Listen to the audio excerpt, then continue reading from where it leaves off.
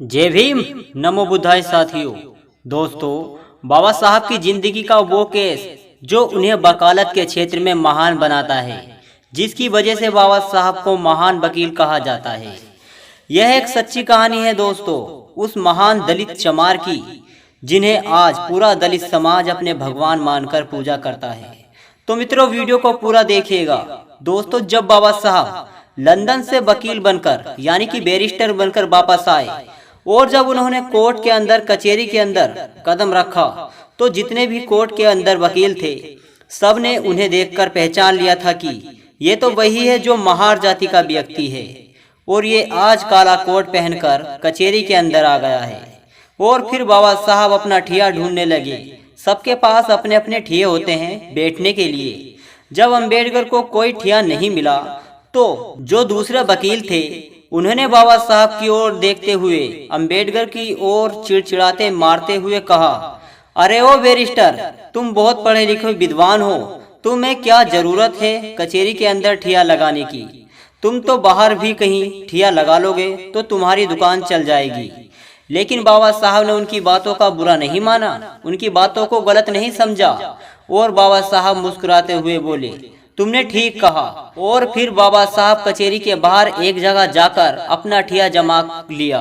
साफ सफाई कर कर वहाँ बाबा साहब बैठ गए और फिर बाबा साहब के पास छोटे मोटे केस आने लगे। रोजी रोटी चलती रही, हल्का फुल्का बिजनेस बढ़ा, कारोबार बढ़ा। और उसी दौरान एक सेठ और सेठानी का एक इकलौता बेटा था और उसको फांसी की सजा बोली गई थी।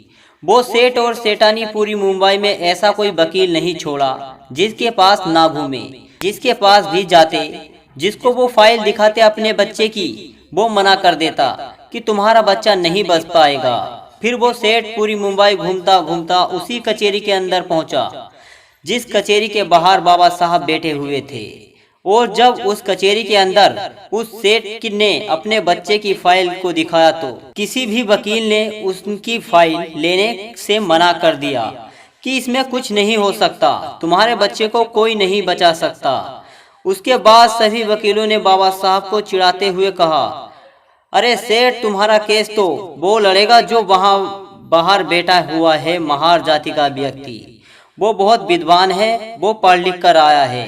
वो बाबा साहब को चिढ़ा रहे थे, हमारे मसीहा को चिढ़ा रहे थे। और फिर जब सेठ ने सुना तो सेठ वहीं पहुंचा जहां बाबा साहब बैठे हुए थे। और फिर सेठ बाबा जी के पैरों में लौट गया और बोला, हे बैरिस्टर, ये बाबा साहब, मेरे बच्चे को बचा लो। तो बाबा साहब ने बोला, सेठ उठो, मैं क्या कर सकता हूँ, मैं क्या मदद करूँगा। फाइल तुमने किसी और वकीलों को दिखाई होगी, उनके पास जाओ, मेरे पास क्या करने आए हो? मैं क्या मदद करूंगा? मैं तो महार दलित जाति का हूँ, नीच जाति का हूँ, मैं क्या कर सकता हूँ? फिर सेठ ने बाबा साहब की शक्ल देखकर बोले कि नहीं, अगर मेरे बच्चे को कोई बचा सकता है तो वो आप बचा सकते हो, वरना पूरी दुनिया की ताकत नहीं बचा सकती। ये मैं आपका चेहरा पढ़कर बता रहा हूँ। अगर आज मेरे बेटे को फांसी लग गई तो उसकी माँ उसकी याद में मर जाएगी।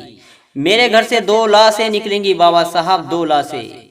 यह बात सुनकर बाबा साहब को उनके बचपन की एक बात याद आ गई, जिसे उनकी माता भीमाबाई ने कहा था, हे भीमा, अगर कभी जरूरत पड़ेगी किसी निर्दोष की जान बचाने के लिए, किसी के पूत की जान बचाने के लिए, अगर किसी अच्छे काम के लिए झूठ बोलना पड़े तो संकोच मत करना भीमा। फिर बाबा साहब ने कहा कि सेठ, तुमने ये फाइल किसी और को दिखाई?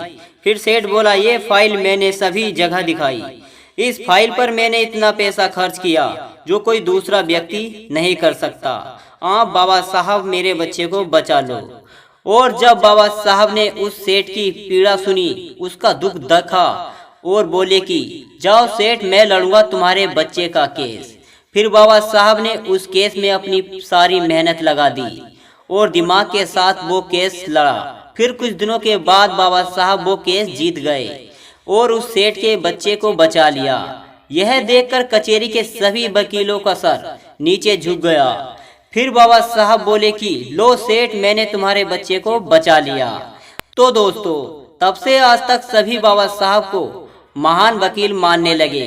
तो दोस्तों, आपको यह जानकारी कैसी लगी, हमें कमेंट करके जरूर बताएं। जय भीम, जय भारत।